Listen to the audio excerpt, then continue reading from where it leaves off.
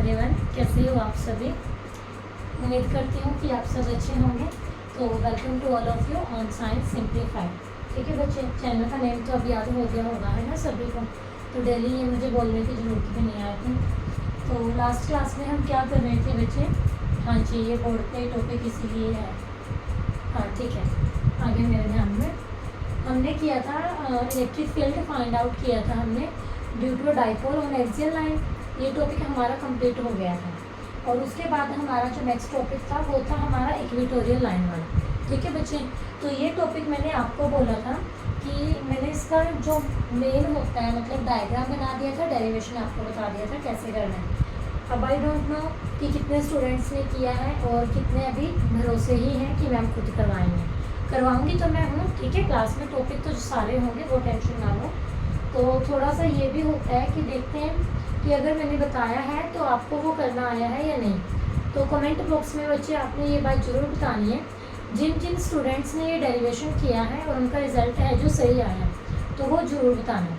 ठीक है बच्चे, तो चलो अब हम इस डेरिवेशन को करते हैं, कैसे करना है इसको। पहले एक बार मैं ये डायग्राम आपको रिवाइज करवा देती हूँ कैसे बनाना है। हमारे टॉपिक का यहाँ पे नेम क्या था, जो हमारा ये टॉपिक था electric field due to dipole on perpendicular bisector पे था ये आपका, on perpendicular bisector of dipole. ठीक है बच्चे, तो सबसे पहले हमने एक डाइपोल बना लेना है। तो हमारा चार्ज हो गया -q + q। ये हमारा फर्स्ट चार्ज है, ये हमारा सेकंड चार्ज है। अब हमने लेना है परपेंडिकुलर बाइसेक्टर। ये है आपका डाइपोल। और डाइपोल के जैसे अगर मैं बात करूँ, ये अगर आपका डाइपोल है तो इसके परपेंडिकुलर बाइसेक्टर ये हो। ठीक है बच्चे, परपेंडिकुलर बाइसेक्टर मीन्स जो 90 डिग्री का एंगल बनाता है। तो ये आपका है, ठीक है। और ये इसके ऐसे होगा, मैंने आपको ऐसे दिखा रखा था ये, ठीक है, क्योंकि मैं 3D में दिखा रही थी आपको। तो यहाँ पे ये क्या होगा, इसका परपेंडिकुलर बाइसेक्टर। तो इस पर हमने एक पॉइंट मेंशन कर लिया P, जहाँ पे हमने इलेक्ट्रिक फील्ड का जो नेट इफेक्ट है वो फाइंड करना है। ठीक है बच्चे, तो हमने यहाँ से क्या लेना है, पहले हमने इलेक्ट्रिक फील्ड देखना है ड्यू टू चार्ज -q। हमें ये पता है कि माइनस की वजह से जो हमारा इलेक्ट्रिक फील्ड है वो कैसे होता है, इनवर्ड होता है। जो उसका इफेक्ट है वो कैसे होता है, इनवर्ड, अंदर की तरफ। तो ये आपका E1 हो गया। अब E2 की वजह से हमें देखना है, तो ये आपका आउटवर्ड होता है। तो ये इस तरह से आपका आउटवर्ड हो गया। अब हम देखते हैं कि परपेंडिकुलर बाइसेक्टर अगर हमने ले रखा है तो यहाँ से अब इसके कॉम्पोनेंट बनेंगे E1 E2 की। ठीक है, अगर अलोंग लाइन होता जैसे एक्सियल में था फिर तो कोई ज़रूरत नहीं। अब यहाँ तो इंक्लिनेशन हो गया ना, इंक्लाइंड अगर हो गया तो एंगल तो बनेंगे, कंपोनेंट बनेंगे उसके। तो कंपोनेंट कैसे बनते हैं ये देखो, मैंने आपको समझाया भी था कि जैसे अगर ये आपका रिजल्टेंट होता है तो इसके जो अलोंग होता है, ये अलोंग हो गया ना, तो वो होता है आपका हॉरिजॉन्टल कंपोनेंट। और हॉरिजॉन्टल आपका जो कंपोनेंट होता है दैट इज cos थीटा। क्या होता है बच्चे, वो cos थीटा। और जो आपका होता है इसके वर्टिकल, यानी कि जो आपका यहाँ पे वर्टिकल होगा वो कंपोनेंट आपका कौन सा होगा बच्चे, साइन थीटा। इसी के बेस पर अब हम यहाँ पे डिवाइड कर रहे हैं। ठीक है बच्चे, एक बार मैं आपको ना इसको थोड़ा इधर दिखा देती हूँ। जैसे यहाँ पे आपका ये ऐसे था, ये था आपका E1, ठीक है, और ये आपका था E2। एक बार यहाँ साइड में देख लो। तो E1 का हॉरिजॉन्टल कंपोनेंट तो होगा आपका ये E1, ठीक है, और E1 cos थीटा आ जाएगा मतलब ये। और वर्टिकल है जो E1 का ऐसे आएगा क्योंकि E1 का इफेक्ट इनवर्ड था। और E2 की अगर मैं बात करूँ, E2 का हॉरिजॉन्टल कंपोनेंट तो होगा ये, और वर्टिकल इसका ऐसे आ जाएगा। अब यहाँ ध्यान से देखो, जो इनके दोनों के वर्टिकल कंपोनेंट हैं वो इक्वल एंड अपोजिट हैं। इक्वल एंड अपोजिट मतलब मैग्नीट्यूड उनका सेम होगा लेकिन डायरेक्शन क्या होगी, अपोजिट। तो उनका जो इफेक्ट है कैंसिल हो जाएगा, एक दूसरे के इफेक्ट को खत्म कर रहे हैं ना ये। तो जो साइन थीटा की वजह से नेट इफेक्ट है हमारे पास वो क्या हो जाएगा, 0। यहाँ ये एंगल है थीटा, ठीक है। ये आपका कंपोनेंट है E1 cos थीटा, ये कंपोनेंट है आपका E2 cos थीटा, ये आपका था E1 sin थीटा, और ये आपके पास क्या था, E2 sin थीटा। इधर cos थीटा वाले हैं और ऊपर नीचे हमारे पास है sin थीटा वाले। ठीक है बच्चे, तो अब ये हो गया होगा रिवाइज आप सभी का, क्योंकि लास्ट की क्लास थी। चलो बार बार उसको तो क्या देखोगे। अब हमने net electric field find out करना है। नेट इलेक्ट्रिक फील्ड हमारा यहाँ पे क्या होगा, तो वो E1 और E2 दोनों की वजह से होगा, E1 + E2। अब जो हमारे पास E1 के लिए हम इलेक्ट्रिक फील्ड निकालेंगे, हमारे पास इलेक्ट्रिक फील्ड की जो वैल्यू होती है हमने पढ़ी थी पीछे, हमने जो डेरिवेशन किया था नॉर्मल इलेक्ट्रिक फील्ड की वैल्यू की बात करें, दैट इज के क्यू अपॉन आर स्क्वायर। ठीक है बच्चे, लेकिन इवन में के क्यू अपॉन आर स्क्वायर के साथ साथ एक और चीज़ आएगी यहाँ पे, वो हमारे पास आएगा कोस थीटा, क्योंकि कोस वाला कंपोनेंट लेके चल रहे हैं हम। ठीक है जी, इवन कोस थीटा, उसके बाद है इवन लिख लो यहाँ। अब ऐसे ही हमारे पास E2 में आएगा। अब हम यहाँ से क्या देखेंगे, इवन की जो वैल्यू थी आपकी के क्यू अपॉन आर स्क्वायर थी, normal value without any component. E2 की भी हमारे पास यही वैल्यू आएगी, क्योंकि हमारी ये और ये जो लेंथ है हमारी सेम है, तो वहाँ पे भी सेम वैल्यू आएगी। तो हम यहाँ से क्या कहेंगे, E1 इज इक्वल टू क्या आ गया, E2। उसके बेस पे मैं आपको ये बता के गई थी कि ई नेट है जो हमारा वो क्या होगा 2E cos theta. E net है जो आपका वो क्या होगा 2E cos थीटा। अब हमने ये फाइंड करना है बच्चे, यहाँ से 2E cos थीटा की जो वैल्यू है हमने यहाँ पे इस वैल्यू को फाइंड करना है। ठीक है बच्चे, तो यहाँ पे देखो कैसे करेंगे, तो 2E के लिए वैल्यू लिख दो, क्या होगी के क्यू अपॉन आर स्क्वायर। के का तो सभी को पता है ना, यहाँ पे 1/4 पाई एप्सिलॉन नॉट। ठीक है बच्चे, और कोस थीटा की हम यहाँ से वैल्यू निकालेंगे। देखो ये हमारा थीटा एंगल है, जो कोस थीटा, पहले इसका फॉर्मूला बताओ क्या होता है, cos theta base upon hypotenuse. अब यहाँ पे बेस देखो क्या हमारे पास ए है और हाइपोटेन्यूज क्या आपके पास आर, तो ये आपका क्या आ गया यहाँ पे ए अपॉन आर। तो कोस थीटा की वैल्यू हमारे पास यहाँ पे क्या आ जाती है बच्चे, ए अपॉन आर। अब आर की वैल्यू भी निकालनी पड़ेगी। ठीक है, तो आर की वैल्यू हमारे पास क्या आएगी, देखो जो यहाँ पे मैं साइड में यहीं पे लिख देती हूँ। देखो हाइपोटेन्यूज क्या होता है, बेस का स्क्वायर प्लस परपेंडिकुलर का स्क्वायर, तो आर स्क्वायर की वैल्यू आएगी ए स्क्वायर प्लस एक्स स्क्वायर और आर की वैल्यू आएगी अंडर रूट ए स्क्वायर प्लस एक्स स्क्वायर। ठीक है बच्चे, ये वैल्यू वहाँ पे हम पुट कर देते हैं। तो ए डिवाइड बाय में आर की वैल्यू है हमारे पास अंडर रूट ए स्क्वायर प्लस एक्स स्क्वायर। ठीक है बच्चे, क्लियर है यहाँ तक सभी को। उसके बाद यहाँ पे भी आर स्क्वायर है, तो इसकी भी वैल्यू पुट कर देते हैं। तो 2KQ अपॉन आर स्क्वायर की वैल्यू हमने अभी ऊपर लिखी थी a square plus x square into a upon ये अंडर रूट है a square plus x square. अब यहाँ पे देखो ये भी a square plus x square है और हमारे पास ये भी a square plus x square है। अंडर रूट का मीनिंग क्या है, पावर क्या है 1/2, और यहाँ a square plus x square की पावर क्या है 1, तो 1 + 1/2 जब होगा वो क्या हो जाएगा 3/2। तो मैं इसको लिख सकती हूँ 2KQA divide by a square plus x square raise to the power 3/2। समझ आ गया सभी को ये कैसे किया है हमने यहाँ पे आर स्क्वायर की वैल्यू पुट की है, a square plus x square, cos theta की वैल्यू पुट की है हमने ए अपॉन आर, फिर हमने आर की वैल्यू निकाल ली है। हाइपोटेन्यूज का आर हमारे पास वहाँ पे पाइथागोरस लगा के ए स्क्वायर प्लस एक्स स्क्वायर। ठीक है बच्चे, और यहाँ पे पुट कर दें। फिर यहाँ पावर 1 थी, यहाँ पावर 1/2 थी, इनको हमने ऐड कर दिया तो हमारे पास क्या हो गया 3/2। अब यहाँ से देखो क्या है हमारे पास, इसको लिख लो ऐसे, इसको मैं इधर कर रही हूँ, देखो के आगे ले लिया मैंने और ये हमारे पास क्या हो गया Q × 2A। ठीक है, और डिवाइड बाय में क्या आ गया a square plus x square raise to the power 3/2। ठीक है जी, ये मैंने क्यों लिखा, अगर आपको याद हो हमने इलेक्ट्रिक डाइपोल मूवमेंट किया था Q × 2A, याद है ना सभी को। जिन स्टूडेंट्स ने प्रीवियस क्लास नहीं देखी बच्चे, पहले वो प्रीवियस क्लास जरूर देखें। मैंने आपकी प्लेलिस्ट है जो साथ के साथ वो तैयार कर रखी है, तो पार्ट 1, 2, 3 ऐसे लिखा है बाकायदा सभी उसमें, मतलब थंबनेल्स में टॉपिक का नेम, इवन टाइटल में भी। ठीक है, तो मेरे ख्याल से तो कोई कन्फ्यूज़न नहीं होनी चाहिए।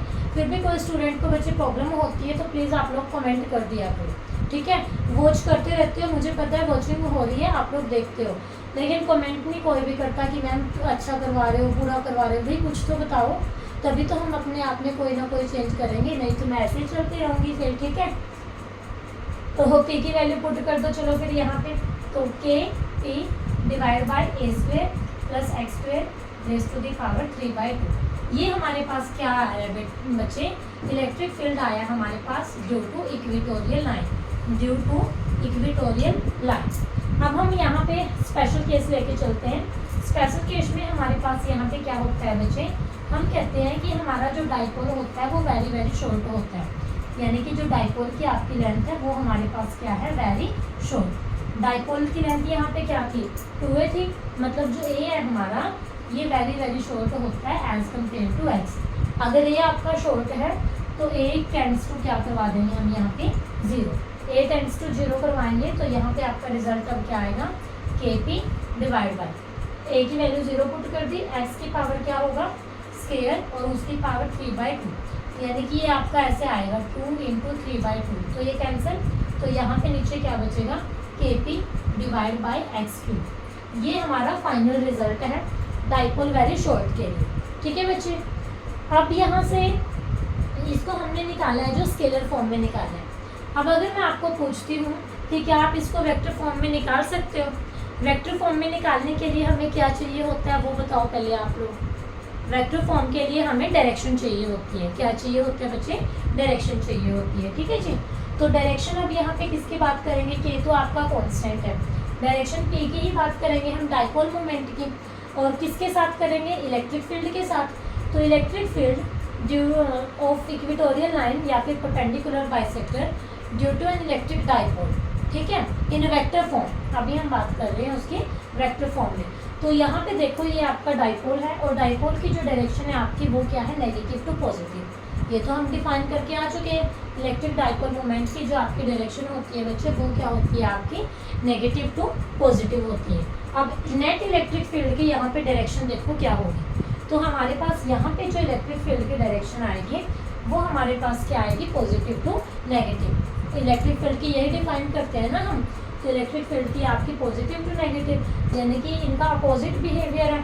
तो जो ई को अगर आप वेक्टर में लिखोगे ना तो यहाँ पे माइनस आएगा उसके आगे, kp बाई एक्स क्यूब के आगे। ठीक है बच्चे, एक्सियल में ये अलोंग थी, याद हो अगर आपको, एक्सियल में ये अलोंग थी तो वहाँ पे ये पॉजिटिव आया था। अच्छा, अब एक्सियल की बात चली पड़ी है तो एक्सियल का थोड़ा सा यहाँ पे कंपेयर कर लेते हैं इक्वेटोरियल के साथ जो हमारा रिजल्ट है। ठीक है जी, तो एक्सियल के केस में जो आपका रिजल्ट था वो याद है या भूल गए आप लोग? ई की वैल्यू एक्सियल के केस में क्या आई थी, पहले आप सभी अपनी नोटबुक्स में लिखो एक बारी, फिर बताती हूँ मैं। एक बारी लिखो अपनी नोटबुक्स में, जब भी मैं लेक्चर लेती हूँ बच्चे नोटबुक साथ में लेके बैठा करो, ठीक है जी, क्योंकि मैं फिर ये होता है ना कि कई बार मैं कुछ स्टेप आपको बोल देती हूँ करो, तो बच्चे अगर वो साथ के साथ करते हो तो वो चीज़ें आपकी रिवाइज होती हैं। ठीक है, तो ये एक्सियल की वैल्यू हमारे पास क्या आई थी बच्चे, 2kp divide by x cube. ठीक है, और आज हमने निकाल लिया इक्वेटोरियल की। इक्वेटोरियल का रिजल्ट है हमारे पास क्या है, इक्वेटोरियल का रिजल्ट है जो वो हमारे पास आया है kp बाई एक्स क्यूब। तो यहाँ पे हम क्या देख रहे हैं, किसका डिफरेंस है, सिर्फ 2 का। ठीक है, तो सिर्फ 2 का डिफरेंस है, इक्वेटोरियल है जो ट्वाइस है किससे, एक्सियल से। ठीक है बच्चे, तो क्या मैं यहाँ पे ये लिख सकती हूँ, E equatorial is equal to twice of E axial? नहीं, इसको आप लिखोगे, उल्टा लिख दिया ना मैंने, तो 4 टाइम हो जाएगा ऐसे करो, E axial is equal to twice of equatorial. जो इक्वेटोरियल की वैल्यू आई है एक्सियल की वैल्यू उस वैल्यू पे ट्वाइस है। ठीक है जी, यानी कि ई एक्सियल डिवाइड बाय इक्वेटोरियल की रेशियो क्या आएगी आपकी, 2/1, यानी कि 2:1। ठीक है बच्चे, तो this is all about electric field on equatorial line. भी आ सकता है पेपर में आपका लिखा हुआ, या फिर वो एग्जामिनर है जो आपको परपेंडिकुलर बाइसेक्टर की फॉर्म में भी दे सकता है, वो किसी भी उसमें दे सकता है। आपने समझ लेना है कि टॉपिक हमारा वही है। ठीक है बच्चे, उम्मीद करती हूँ कि ये टॉपिक और डेरिवेशन आपको क्लियर हो गया होगा। मेनली यहाँ पर ये चीज़ थी। ठीक है, और जिन बच्चों ने मेरी प्रीवियस क्लास में ही इस टॉपिक को कर लिया था उनके लिए वेरी गुड है बच्चे।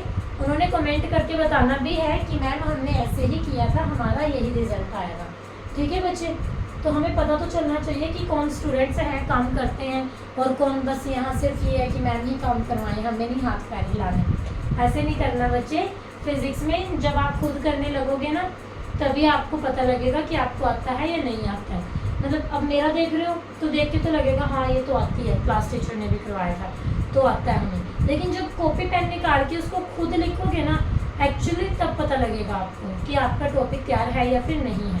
ठीक है बच्चे, अभी इसको नोट कर लो, अगर नोट करना है तो नेक्स्ट टॉपिक हम करते हैं। 10 सेकंड के लिए मैं साइड हट जाती हूँ।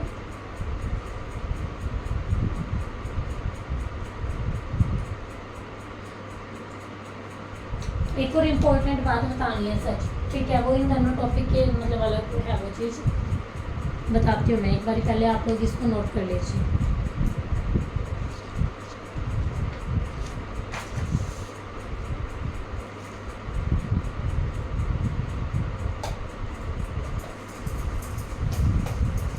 अब यहाँ पे देखो हमने ये कर लिया है, हमने 2 टॉपिक किए, ठीक है। कल की क्लास में हमने एक्सियल वाला किया था, आज की क्लास में ये हमने इक्वेटोरियल वाला कर लिया, ठीक है बच्चे। तो अगर आपके पास ये आ जाता है कि electric field at any point due to dipole, हमने तो ये कर लिया कि अलोंग द एक्सिस क्या होता है हमारे पास, परपेंडिकुलर बाइसेक्टर क्या होता है हमारे पास। लेकिन अगर वो रेंडमली कोई पॉइंट आपको दे देता है, ठीक है, रैंडमली अगर वो कोई भी पॉइंट आपको दे देता है तो वहाँ पे हमारी जो वैल्यू है वो क्या होगी, आपने यहाँ पे ये बताना है, ठीक है बच्चे। तो हमारे पास क्या होता है, सपोज ये है हमारा इलेक्ट्रिक डाइपोल, ये -q + q। अब आपने ये तो कर लिया कि पॉइंट आपका यहाँ पे है, हमने निकाल लिया, हमारा रिजल्ट आ गया 2kp/x³, ठीक है जी। फिर आपको ये भी पता लग गया कि परपेंडिकुलर बाइसेक्टर है, तब क्या होगा, ये भी आपने निकाल लिया है kp/x³। लेकिन अगर आपके एग्जाम में क्वेश्चन कोई इस तरीके से आ गया कि यहाँ पॉइंट है, अब यहाँ निकालो, ठीक है, यहाँ कोई पॉइंट है, यहाँ निकालो, ये 30 डिग्री 60 डिग्री एंगल बना रहा है मान लो, तो कैसे निकालोगे ये बताओ, आइडिया है किसी को कि ये कैसे निकाला जाता है? टॉपिक आया है ये, मतलब बुक्स में है आपकी में ये मेंशन, मेरे ध्यान नहीं है बच्चे। तो आपने ये बात भी बतानी है मुझे कि ये हाँ इस बुक में ऐसे मेंशन है या क्वेश्चन की फॉर्म में टॉपिक की में, और ये भी बताना है कि स्कूल में हुआ है या नहीं हुआ इस टाइप से कोई टॉपिक, उसका जो लॉन्ग डेरिवेशन है। अभी तो मैं आपको सिर्फ तरीका बताऊंगी कि इस टाइप का अगर आ जाता है एग्जाम में आपका ना छूटे बस, ठीक है। तो एक बार आप लोग बताओ, थोड़ा ट्राई करके देखो लिख के कि क्या आपको पता है अगर इस टाइप का आ जाए तो देखो बच्चे, इसके लिए हम क्या करते हैं, इलेक्ट्रिक फील्ड की वैल्यू अगर हमें निकालनी है एट एनी पॉइंट, ये मैं एक जनरल फॉर्मूला आपको बता दूं, तो इसके लिए आपने नोट कर लेना है kp/x³ √1 + 3 cos² theta. Very very important formula this is, ये फॉर्मूला बहुत ज़्यादा इंपॉर्टेंट है बच्चे। क्यों है ये इंपॉर्टेंट? क्योंकि इसका यूज़ करके आप अपने एक्सियल इक्वेटोरियल के रिजल्ट को भी क्रॉस चेक कर सकते हो, और इनके साथ आपके पास कोई न्यूमेरिकल अगर आता है, ठीक है बच्चे, कोई भी न्यूमेरिकल अगर आपके पास आता है तो आप उसको भी निकाल सकते हो एट एनी पॉइंट में जब आता है कोई एंगल गिवन हो। कैसे है देखो एक बार यहाँ से, जैसे हमने एक्सियल के लिए निकाला था, एक्सियल मतलब अलोंग द लाइन था, तो थीटा की वैल्यू उसके लिए 0, तो थीटा यहाँ 0 पुट कर दो। cos 0 की वैल्यू क्या होती है 1, तो यहाँ पे ये क्या हो जाएगा kp/x³ √1 + 3 × 1, kp/x³ √4, और √4 की वैल्यू क्या होगी 2, यानी कि ये आपका आ गया 2kp/x³। तो यही था ना आपका रिजल्ट एक्सियल के लिए। और इक्वेटोरियल के लिए अगर हम इसको क्रॉस चेक करते हैं, इक्वेटोरियल यानी कि परपेंडिकुलर बाइसेक्टर मींस थीटा की वैल्यू आपकी क्या थी वहाँ पे 90 डिग्री थी, तो थीटा = आपका क्या है 90 डिग्री है, तो थीटा 90 यहाँ पुट करेंगे, cos 90 की वैल्यू 0, तो सिर्फ 1 बचेगा और आपका बचेगा kp/x³। तो देखो क्रॉस चेक भी हो गया, वेरीफाई भी हो गया, और किसी भी पॉइंट पर अगर आपका electric field due to dipole पूछा जाता है तो आपने यहाँ ऐसे करना है इसको, ठीक है बच्चे। ये रिजल्ट याद रखना, this is very very important, note कर लो इसको सभी स्टूडेंट।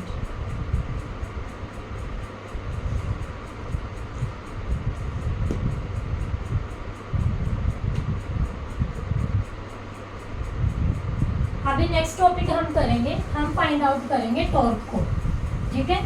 अभी तक हम इलेक्ट्रिक फील्ड को कर रहे थे, अभी हम टॉर्क का जो इफेक्ट है वो देखेंगे। हेडिंग लिख लो, टॉपिक का नेम लिख लो आप लोग।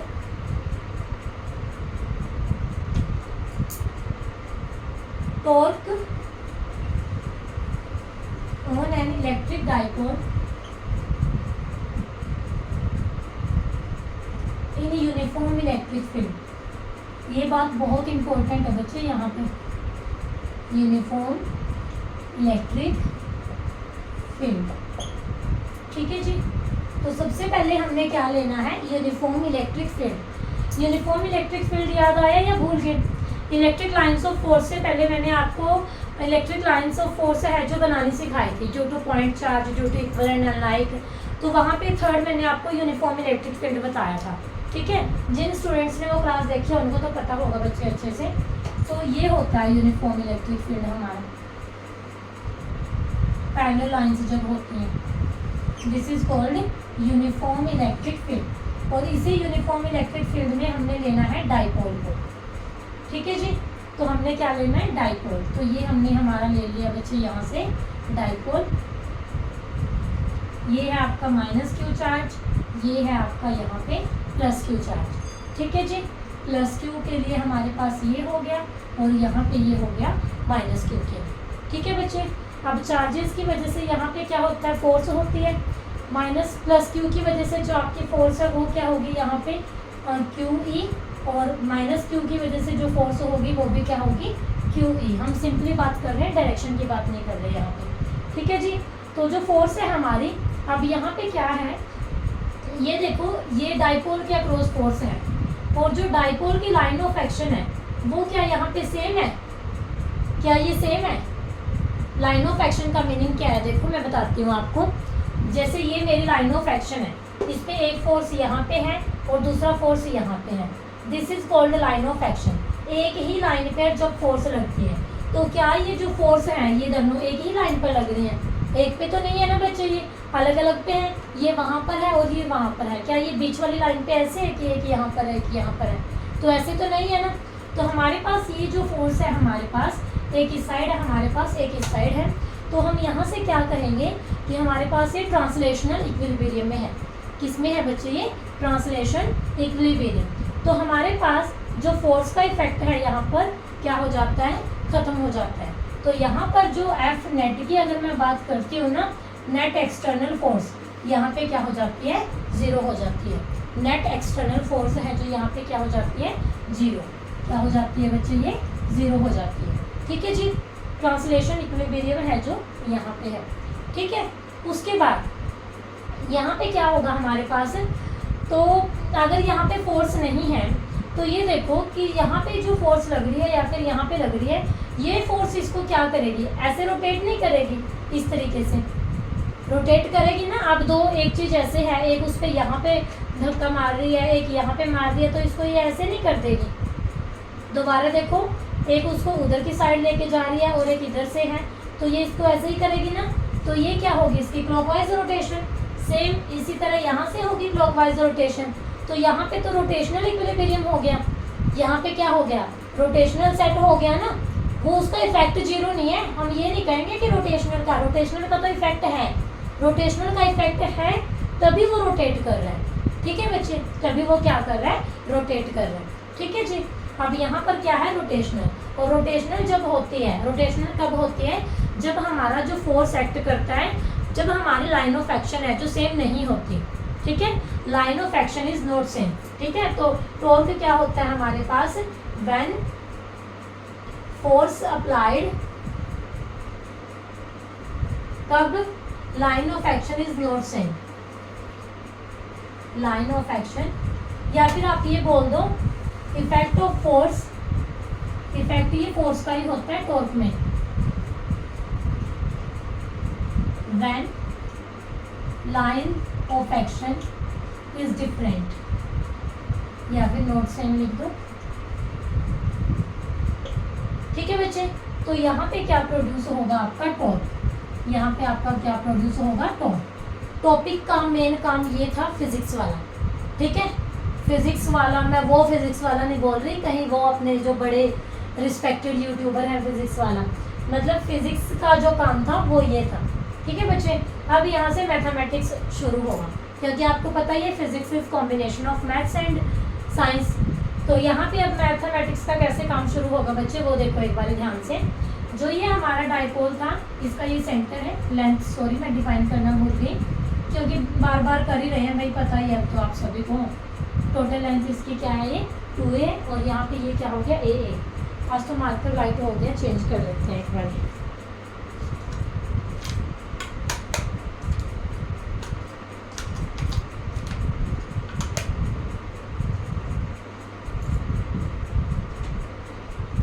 तो ये यहाँ तक तो क्लियर हो गया सभी को, ये माइनस क्यू ही था, ये प्लस क्यू ही था, नेट इफेक्ट हो गया 0।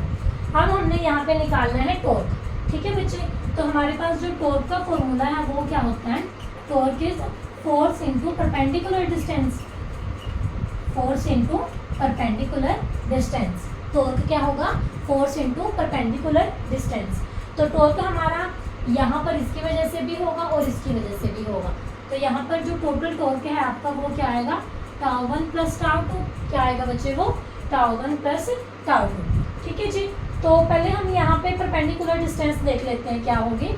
परपेंडिकुलर डिस्टेंस यहाँ पे क्या होगी हमारे पास, ये तो है आपकी इलेक्ट्रिक फील्ड की डायरेक्शन है ना, और ये है आपका डाइपोल, और डाइपोल के अक्रॉस ही रोटेशन है, यानी कि ये आपकी एक्सिस ऑफ रोटेशन है।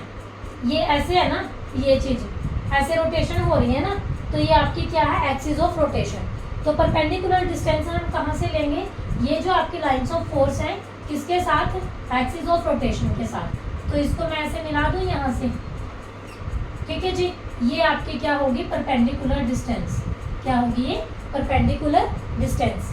अब यहाँ पे ये एंगल क्या बनाएगी, थीटा, क्या एंगल बनाएगा, थीटा, ठीक है जी। अब यहाँ पर अगर ये एंगल आपका थीटा है और ये आपका ए है, अभी मैंने आपको थोड़ी देर पहले बताया था कि हमारा अगर कोई रिजल्टेंट होता है उसके ये कंपोनेंट होते हैं, अगर ये थीटा एंगल बनाता है, हॉरिजॉन्टल होता है उसका कोस थीटा, वर्टिकल कंपोनेंट हम लेते हैं साइन थीटा। तो ये वर्टिकल है परपेंडिकुलर ए के लिए, तो ये क्या आ जाएगा हमारे पास, ए साइन थीटा, क्या आएगा बच्चों, ये ए साइन थीटा। तो अब टाउ 1 की वैल्यू निकाल लो, टाउ 1 की वैल्यू क्या होगी, एफ की वैल्यू थी क्यू ई, परपेंडिकुलर डिस्टेंस हमारे पास क्या आ गया, ए साइन थीटा। और टाउ 2 की भी यही वैल्यू रहेगी, सेम ही रहेगी ना, चार्जेस सेम है, तो टाउ 2 की भी यही वैल्यू रहेगी। तो टाउ इज इक्वल टू क्या होगा, q E a sine theta plus q E a sine theta. तो टोटल जो टॉर्क है यहाँ से क्या आएगा, 2 q E a sine theta, ठीक है जी। अब मैं इसको ऐसे लिख सकती हूँ, क्यू इंटू 2a होता है ना वो, तो क्यू इंटू 2a और यहाँ पे ये क्या है, ई साइन थीटा। ये क्यू इंटू 2a क्यों लिखा है मैंने, क्योंकि आप सभी को अच्छे से पता है इलेक्ट्रिक डाइपोल मोमेंट क्या होता है, क्यू इंटू 2a। तो क्या मैं इसको p से रिप्लेस कर दूँ अब, तो ये मेरे पास क्या आएगा, पी ई साइन थीटा। तो टॉर्क की हमारे पास जो वैल्यू है बच्चे वो क्या आ गई, पी ई साइन थीटा, ठीक है जी। अब हमने 11th क्लास में ये कंसेप्ट कर रखा है कि साइन थीटा को हम एज अ क्रॉस प्रोडक्ट लेके चलते हैं, और जो कोस थीटा जब होता है उसको हम डॉट प्रोडक्ट में लिखते हैं। तो अब मैं इसको लिख सकती हूँ कि torque is cross product of p cross E, ठीक है जी। अच्छा मुझे यहाँ से आप एक बात बताओ, मैंने ये लिख दिया torque is equal to p cross E, क्या मैं इसको ऐसे भी लिख सकती हूँ, ई क्रॉस पी, बताओ एक बार, यस और नो। इसको हम लिख सकते हैं, अपना आंसर लिखो अपनी नोटबुक में, फिर मेरे आंसर के साथ आप लोग उसको वेरीफाई करना, और आपको कोई भी डाउट भी आते साथ में वो भी लिखना कमेंट बॉक्स में। देखो टॉर्क आया है, रोटेशन हुई है पी और ए की, कैसे हुई है देखो, वो ऐसे है हमारे पास, मान लो ये ई है, ये हमारे पास पी था। मैंने अभी आपको बताया कि क्लॉकवाइज रोटेशन, ऐसे जा रहे हैं ना हम, पी ई, तो ये तो ठीक है। लेकिन अगर मैं ई टू पी की बात करती हूँ, ई टू पी, ये तो वैसे नहीं हो जाएगा आपका, ये आपका यहाँ पे अपोजिट नहीं हो जाएगा, फिर बिहेव है जो एंटी क्लॉकवाइज में आ जाएगा ना, तो ये आपका यहाँ पे गलत होगा, ये आपका ठीक होगा। तो जो टॉर्क है हमारा वो किसके इक्वल आ जाता है, यहाँ पे पी क्रॉस ई, वेक्टर में है ये, इसको सभी को वेक्टर में लिखेगा। तो this is the value of torque on an electric dipole in an uniform electric field, ठीक है बच्चे। P is equal to p cross E, एक बार ये नोट कर लो, फिर हम इसके स्पेशल केसेस भी करते हैं, इसके स्पेशल केसेस भी करेंगे। यहाँ पे इसके जो स्पेशल केस हैं बहुत इंपॉर्टेंट है। जैसे ना एग्ज़ाम में अगर आप लोगों के पास टॉपिक आ जाता है 3 मार्क्स में, ये तो ये नहीं है कि ये डायग्राम और डेरिवेशन किया और छोड़ दिया, ठीक है बच्चे, आपने वहाँ से उसका टॉपिक कंप्लीट उसके स्पेशल केस के साथ होता है, स्पेशली वहाँ पे जहाँ पे ये एंगल का कंसेप्ट आ जाए, ठीक है। जैसे यहाँ आ गया था ना, एक बार इसको नोट कर लो, फिर मैं नीचे से रब करूँगी।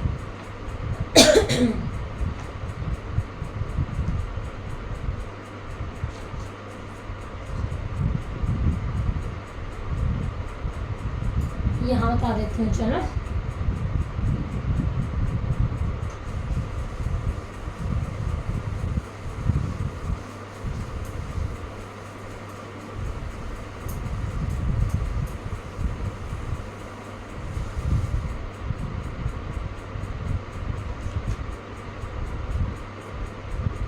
हमने बात करनी है when will be torque minimum. Torque minimum कब होगा, ठीक है। सबसे पहले हम बात करते हैं when theta is equal to 0 degree. हमारा रिजल्ट क्या था, torque is equal to p e sine theta, ठीक है बच्चे। Theta is equal to 0 degree का मतलब क्या है, थीटा ये अच्छा जैसे ना हमने यहाँ पे बनाया था, ये सेम यहाँ पे भी ऐसे ही होगा बच्चे। तो कंफ्यूज तो नहीं हो गए कि वो कैसे कर दिया मैम ने, स्टार्टिंग में बता दिया था ना सेम है, यही सेम इफेक्ट यहाँ से होगा, ठीक है। तो थीटा हमारे पास ये एंगल है, देखो लाइन्स ऑफ फोर्स का किसके साथ है, डाइपोल के साथ। अब अगर डाइपोल और लाइन्स ऑफ फोर्स के बीच में कोई एंगल नहीं है, कोई एंगल ना होने का मीनिंग समझ रहे हो कि वो सेम लाइन पे है, ठीक है। जैसे अगर मैं इसका डायग्राम आपको बताऊँ ना, अगर ये इलेक्ट्रिक लाइन्स ऑफ फोर्स हैं तो सेम इसके अक्रॉस ही हमारा डाइपोल है, ठीक है। ये रिजल्ट होगा हमारा थीटा इज इक्वल टू 0 के लिए, मतलब ये डायग्राम, ठीक है जी। तो थीटा यहाँ पे 0 पुट करोगे, साइन 0 0, तो टॉर्क की वैल्यू यहाँ से क्या आ जाएगी, पी ई। टॉर्क की वैल्यू यहाँ से क्या आ जाती है हमारे पास, पी ई, और साइन 0, साइन 0, और साइन 0 क्या होता है 0। तो टॉर्क की जो वैल्यू है यहाँ पे वो क्या आ गई हमारे पास, 0 आ गई, यानी कि टॉर्क यहाँ पे क्या हो गया, मिनिमम हो गया। जो ये वैल्यू होती है 0, तो इसको हम इसको यहाँ पे क्या बोलते हैं, this is called stable equilibrium. क्या बोलते हैं बच्चे हम इसको, स्टेबल इक्विलिब्रियम। मोस्ट इंपॉर्टेंट है ये, नोट कर लो, क्योंकि पेपर में क्वेश्चन ऐसे ही आ जाता है आपके पास, derive an expression for stable equilibrium of torque. तो आपको ये पूरा डेरिवेशन करना होता है उसमें, कहीं सोचो कि वो तो हमने ऐसे ऐसे टॉपिक किया था, ठीक है। तो टॉपिक वो कैसे भी पूछ सकता है, बस आपको पता होना चाहिए, कॉन्सेप्ट आपका क्लियर होना चाहिए, ठीक है जी। दूसरा और कैसे मिनिमम हो सकता है, when theta is equal to 180 degree, यानी कि पाई हम बोल देते हैं। ये कंडीशन क्या होगी यहाँ पे बता देती हूँ मैं आपको। ये अगर आपका इलेक्ट्रिक फील्ड है, यहाँ पे आपका ये होगा, तो ये आपका ऐसे बनेगा, ठीक है बच्चे, ये ऐसे बनेगा आपका। तो साइन पाई की वैल्यू क्या होती है, ट्रिग्नोमेट्री की है या नहीं की है, तो की है वो सभी ने, ऐसे ही नहीं हुए +2 में, है ना, +1 में स्टार्टिंग में आ जाता है। बाकी चलो +1 में अगर कोई कमी रह भी गई है ना, सो डोंट वरी बच्चे, यहाँ पे आपको सब बताया जाएगा, ठीक है। साइन 0 और पाई हमारी 0 वैल्यू होती है यहाँ पे, पाई की भी। तो टॉर्क यहाँ पे भी क्या आएगा हमारे पास 0। लेकिन ये जो कंडीशन होती है ना, ये अनस्टेबल की होती है, किसकी होती है, अनस्टेबल। तो यहाँ पे ये क्या होगा हमारे पास, अनस्टेबल इक्विलिब्रियम। क्या होगा बच्चे, ये अनस्टेबल इक्विलिब्रियम, ठीक है जी। उसके बाद हमारा जो नेक्स्ट है कॉन्सेप्ट, वो है कि when torque will be maximum. हमने बताना है टॉर्क है जो मैक्सिमम कब होगा।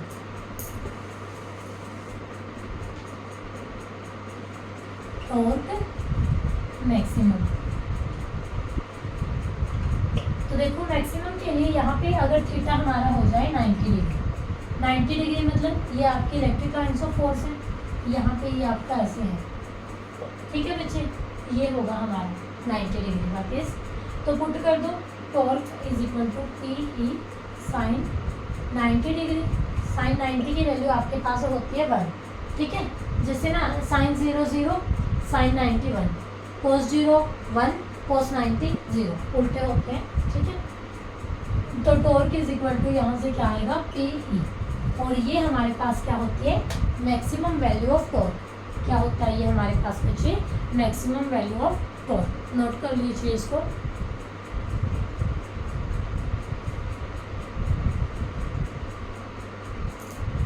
उम्मीद करती हूँ कि ये टॉपिक आप सभी को समझ आया होगा। टॉपिक बहुत इंटरेस्टेड है और बहुत इजी भी है। और अब मेरे ख्याल से सेकंड चैप्टर में हमारा एक आध टॉपिक ही रह गया होगा, बाकी किसी को याद आता है बीच में बता भी देना। मेरे ख्याल से तो एक ही टॉपिक रहता है आपका, वो रिंग वाला जो करते हैं, ठीक है। वो थोड़ा लेंथी है, उसको कल की क्लास में ही करवाएंगे। आज करवाया है, शायद क्लास ज़्यादा लंबी ना हो जाए आपकी। आज की क्लास तो लेंथी हो जाएगी क्योंकि अभी भी क्लास ठीक हो चुकी है, इतने भी कम नहीं है, ठीक है बच्चे। तो मैं उम्मीद करती हूँ कि जो मैं टॉपिक यहाँ पे करवाती हूँ वो आपको समझ आते हैं। और ये अब मुझे कैसे पता चलेगा आपको समझ आते हैं, तो बच्चे आपसे प्लीज़ रिक्वेस्ट है कि आप लोग कमेंट कर दीजिए, ठीक है। कमेंट अगर आप देखते हो ना, क्लास 10 मिनट की देखते हो, 5 मिनट की देखते हो, तो कमेंट करिए वहाँ पे कि आपको क्लास कैसे लगती है। ठीक है बच्चे, मेरा ये टारगेट है कि मैं आपका +2 का सिलेबस पूरा करवाऊँ। इवन कि मैं तो ये भी चाहती हूँ कि जैसे आपके कोई क्लास टेस्ट वगैरह होते हैं तो 1 शॉट भी डालूँ मैं यूनिट्स के, तो वो तभी होगा बच्चे जब आप लोग थोड़ा बहुत रिस्पॉन्स करोगे। ऐसे आपका रिस्पॉन्स मुझे मिलता नहीं तो मुझे कैसे पता लगेगा कि कितने स्टूडेंट कनेक्ट हैं। व्यू आते रहते हैं वीडियोस पे, ये नहीं कि व्यू नहीं आ रहे, व्यूज़ ठीक होते हैं, ठीक है, लेकिन कमेंट्स इतने नहीं होते जितने मुझे लगता है होने चाहिए, जितने व्यूज़ होते हैं ना, लाइक उतने होते हैं, ठीक है। और अगर आप लोग देखते हो ना कॉन्टीन्यूसली मेरी वीडियो, तो आपसे एक रिक्वेस्ट हो रहा है बच्चे, चैनल को सब्सक्राइब जरूर कर लीजिए, ठीक है बच्चे, क्योंकि यूट्यूब के भी अपने मतलब कुछ क्राइटेरियाज होते हैं, तो इसीलिए मुझे स्टार्टिंग है तो आपको बोलना पड़ता है कि चैनल को सब्सक्राइब भी करिए, शेयर भी करिए, ठीक है।